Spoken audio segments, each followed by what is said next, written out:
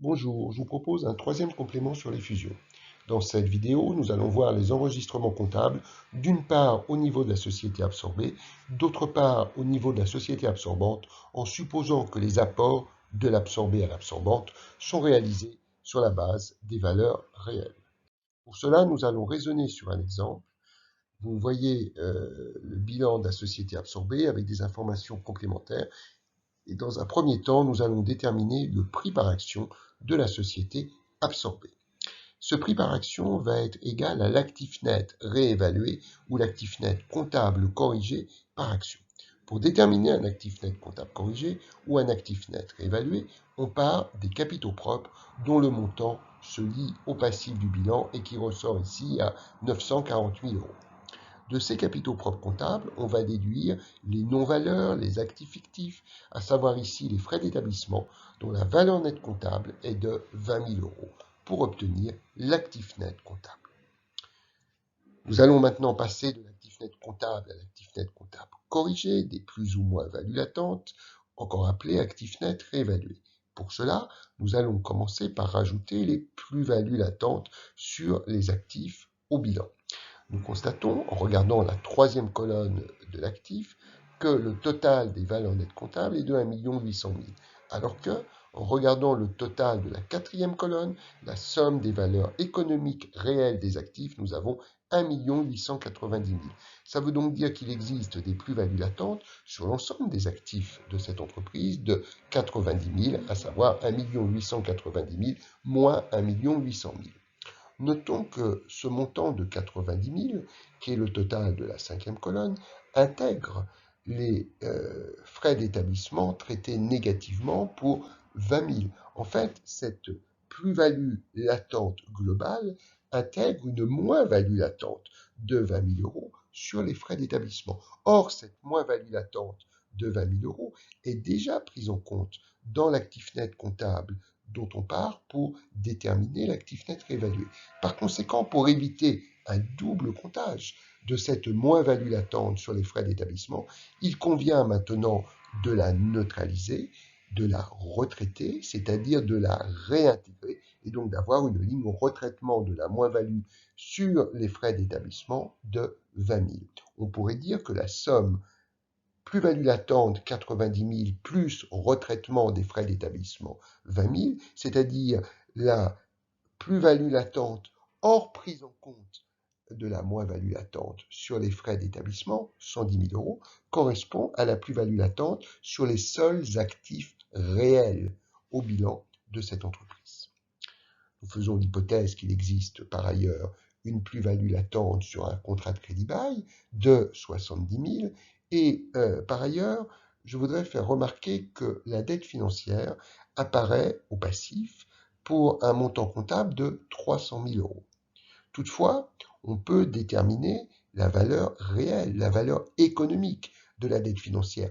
Par exemple, en calculant la somme des cash flows futurs actualisés que cette dette financière engendre. Et nous faisons l'hypothèse ici que la valeur réelle, la valeur économique de cette dette financière est de 200 000.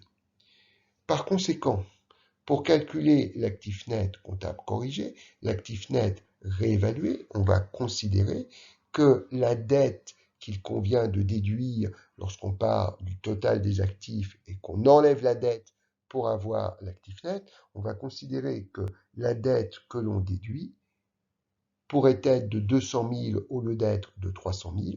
Ça veut dire que l'on déduirait 100 000 euros de moins pour passer de l'actif net comptable à l'actif net comptable corrigé. C'est la raison pour laquelle on va réintégrer ce montant de 100 000 euros. On fait en outre l'hypothèse qu'il existe des impôts différés actifs d'un montant de 10 000 euros.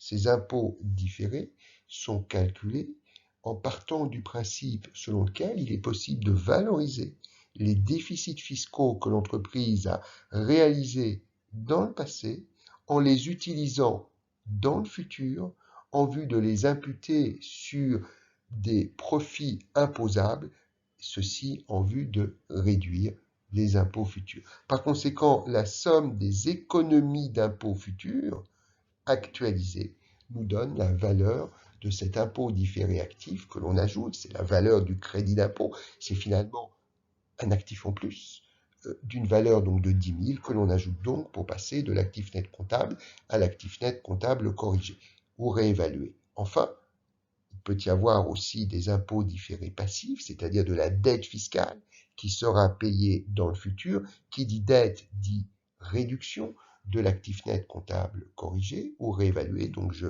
déduis les impôts différés passifs que je suppose égaux à 170 000. En faisant la somme algébrique 920 000 plus 90 000 plus 20 000 plus 70 000 plus 100 000 plus 10 000 moins 170 000, on arrive à un actif net réévalué de 1 040 000 euros. Cette société est supposée avoir un capital composé de 1000 actions. Par conséquent, l'actif net réévalué par action sera égal à l'ANR d'1 040 000 euros divisé par 1000 actions. Ça nous fait donc un actif net réévalué par action de 1040 euros. Ayant l'actif net réévalué par action de l'absorbé, c'est-à-dire finalement le prix par action de l'absorbé, nous allons faire l'hypothèse que le prix par action de l'absorbante est de 500 euros, ce qui conduit à une parité induite par le rapport des prix par action de 1040 divisé par 500, ce qui nous fait 2,08. Ça veut dire 2,08 actions de l'absorbante pour toute action de l'absorbé. Mais en réalité, cette parité va être arrondie et on va considérer qu'une action de l'absorbé donne droit à 2 actions de l'absorbante plus une soute de 40 euros. Alors, nous avons vu que l'actif net réévalué était de 1 040 000 euros. Cet actif net réévalué est issu du traité d'apport et il est donc utilisé d'une part pour calculer la parité de fusion. Le 1040 que l'on divise par 500 est issu de l'actif net réévalué, mais on l'utilise également pour valoriser l'ensemble des apports. À partir du moment où l'actif net réévalué est d'1 040 000 euros alors que les capitaux propres ont une valeur comptable seulement de 940 000, on en déduit que cette opération va permettre d'extérioriser une plus-value de fusion de 100 000 euros, 1 040 000 moins 940 000 euros. On peut par ailleurs calculer, ou plutôt recalculer, un actif net réévalué en réévaluant seulement les actifs qui figurent au bilan de la société absorbée dans la perspective de leur rapport à la société absorbante. Si on ne réévalue que les actifs au bilan, cela signifie que on ne retient aucun des éléments qui sont dans le cadre jaune du tableau qui se trouve sur cette slide. Par conséquent, l'actif net réévalué en ne réévaluant que les actifs au bilan va être égal à l'actif net comptable de 920 000 plus la plus-value latente sur les seuls actifs réels au bilan, 110 000 qui, je le rappelle, était égal à 90 000 plus 20 000. Et 920 000 d'actifs nets comptables plus la plus-value latente de 110 000, ça nous donne un actif net réévalué de 1 030 000 euros. Alors, il y a donc un écart entre l'ANR qui ressort du traité d'apport, 1 040 000 euros, et l'ANR recalculée en réévaluant seulement les actifs au bilan, 1 030 000. Eh bien, cet écart de 10 000 va correspondre au fonds commercial qui sera comptabilisé par la société absorbante. En fait, cette société absorbante va récupérer les actifs nets des dettes, actifs retenus pour leur valeur réelle nette des dettes, et cet actif réévalué net des dettes n'est égal qu'à 1 030 000, alors que le traité d'apport va stipuler que l'ANR est de 1 040 000. Eh bien, pour retomber sur 1 040 000, il manque 10 000. 10 000, c'est le fonds commercial. Alors, avant de passer aux enregistrements comptables à proprement parler, rappelons-en les principes. Alors, comme je l'avais fait dans la vidéo sur les enregistrements comptables lorsque les apports sont réalisés sur base comptable, nous allons distinguer d'une part ce qui se passe au niveau des comptes de la société absorbée de ce qui se passe au niveau des comptes de la société absorbante. Commençons par la société absorbée. Alors, nous avons 4 séries d'écriture. Tout d'abord, la cession des actifs et des dettes par l'absorbé à l'absorbante. Ça veut dire qu'on sort les actifs en valeur brute, on reprend au passage les amortissements et provisions, on sort les dettes, et comme les actifs ont vocation à entrer dans le patrimoine de la société absorbante sur la base de leur valeur réelle, on va rajouter la plus-value de fusion. En contrepartie de quoi la société absorbée va comptabiliser une créance sur l'absorbante pour le montant de l'ANR issu du traité d'apport en mouvementant, c'est-à-dire en débitant le compte 46 débiteurs divers. Ensuite, la société absorbée se fait payer par la société absorbante qui lui remet des actions de la société absorbante et du cash dans l'hypothèse d'une soulte. Eh bien, le fait pour la société absorbée de comptabiliser ce paiement en actions d'absorbante et en cash lui permet de solder la créance qu'elle avait sur la société absorbante. Mais en réalité, la finalité, c'est de permettre aux actionnaires de l'absorber de recevoir le cash, c'est-à-dire la soulte, ainsi que les actions de la société absorbante. Pour cela, la société absorbée va commencer par constater les droits de ses actionnaires sur son actif net. C'est la raison pour laquelle elle va solder ses capitaux propres, y compris la plus-value de fusion, et enregistrer une dette vis-à-vis de ses actionnaires en mouvementant, c'est-à-dire en créditant le compte 456 associé opération en capital. Enfin, les actionnaires de la société absorbée se font payer. Ça veut dire qu'ils reçoivent la soulte et qu'ils reçoivent les actions de l'absorbante, ce qui permet à la société absorbée de solder la dette qu'elle avait vis-à-vis de ses actionnaires. Alors maintenant, au niveau de l'absorbante, nous avons deux séries d'opérations. Tout d'abord, l'augmentation de capital social, la constatation d'une prime de fusion, la réduction de ses disponibilités suite, le cas échéant, au paiement d'une soulte, en contrepartie d'une créance sur les actionnaires de l'absorbé, ce qui conduit à mouvementer, c'est-à-dire à débiter le compte 4561 associé compte d'apport en société. Enfin, dernière étape, la libération des apports, c'est-à-dire l'enregistrement de la valeur réelle par l'absorbante, des immobilisations de la société absorbée, des valeurs brutes des autres actifs, des provisions, des dettes de l'absorbé, et ne l'oublions pas, du fonds commercial qui est extériorisé à l'occasion de cette opération dans le bilan de la société absorbante, ce qui solde la créance que la société absorbante avait sur les actionnaires de la société absorbée. Alors mettons tout cela en pratique avec les chiffres. Alors nous allons procéder dans le même ordre que ce que nous venons de voir, c'est-à-dire commencer par les enregistrements chez l'absorbé. Et au niveau de l'absorbé, nous commençons par la cession des actifs et des dettes de l'absorbé à l'absorbante. Alors rappelons que cette cession conduit la société absorbée à avoir une créance sur la société absorbante et donc pour cela à débiter le compte 46, créance sur l'absorbante, pour 1 040 000 euros. Alors, par ailleurs, j'ai dit que les actifs sortaient du bilan sur la base de leur valeur brute, ce qui conduit à reprendre les amortissements et provisions, donc à débiter le compte 2801, amortissement des frais d'établissement, pour 80 000 euros, à débiter le compte 281, amortissement des immobilisations corporelles, pour 300 000, 300 000 étant égal à l'amortissement de la construction de 200 000 et du matériel pour 100 000.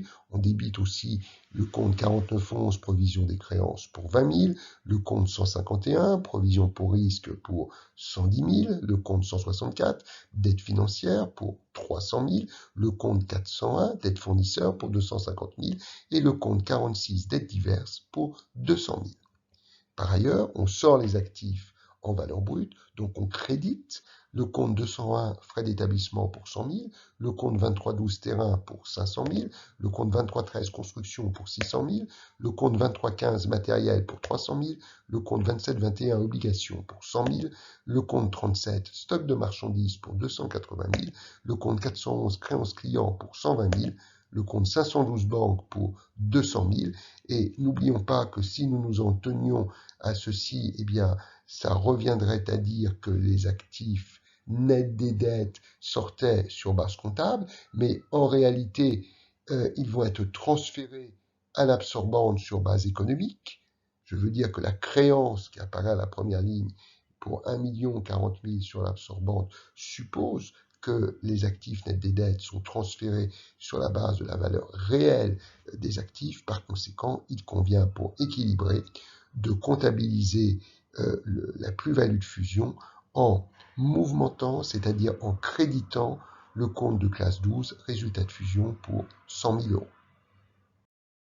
Deuxième étape, le paiement de l'absorbé par l'absorbante sous forme de cash et d'action. Alors commençons par rappeler que une action de l'absorbé donne droit à une soulte de 40 euros. Le capital de la société absorbée est composé de 1000 actions, donc la société absorbée va recevoir de l'absorbante du cash pour 40 fois 1000, c'est-à-dire 40 000 euros, ce qui augmente le montant qui figure sur son compte en banque, ce qui revient donc à débiter son compte 512 banque pour 40 000 euros.